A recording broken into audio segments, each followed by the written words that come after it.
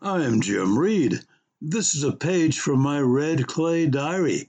It's all about life, actually.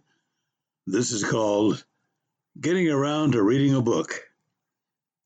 I don't read. My brother Ronnie states this most emphatically.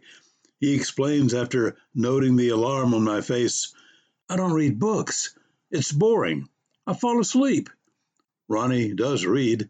He admits that he reads trade publications, the internet, road signs, instructions, legal notices, prescription labels, spreadsheets, and so on. But to him, that does not count as reading. Ronnie's not alone. I hear this statement in one form or another each and every week. I only read 2 books in my life, all over but the shouting and that Bear Bryant book. Here in Alabama, it's acceptable to brag about not reading books, but the manly thing to do is admit that you will read something by Rick Bragg or something about late Alabama football coach Paul Bear Bryant. Rick Bragg would have a ready-made audience if he'd write a book about Bear Bryant. I've been meaning to read some good books, but I can't start till I'm retired to have the time. Kind of like saying you'd like to run the 4-minute mile, but won't get around to it till you're 65. I plan to read Moby Dick and James Joyce and Marcel Proust and Mein Kampf someday. These are at the top of a list entitled Books and Authors Everybody Means to Read. Word is out that no one has ever really finished any of them. I think I'm joking. And so on and so forth.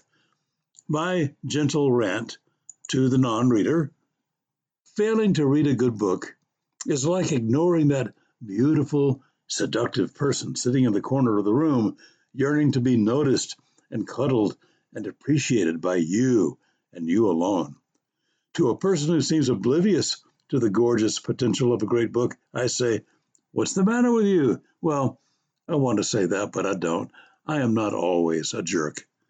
Mark Twain's comment remains etched in my mind. Quote, a person who doesn't read has no advantage over a person who cannot read. My judgmental self thankfully remains silent, but I just wish I could inspire you to see books the way I see them. If the aforementioned beautiful, seductive person sitting in the corner of the room, yearning to be noticed and cuddled and appreciated, were hidden inside a book, wouldn't you want to turn the pages, experience the joy and intellectual excitement of true love, real romance, especially since this bookish affair would be legal and perfectly acceptable? Nobody will come to take you away just for reading a book to yourself. Not yet, anyhow. Want to try some delightfully adventurous experiences without getting caught? Are you paying attention? Well, if you're a non-reader, I guess you are not seeing these words.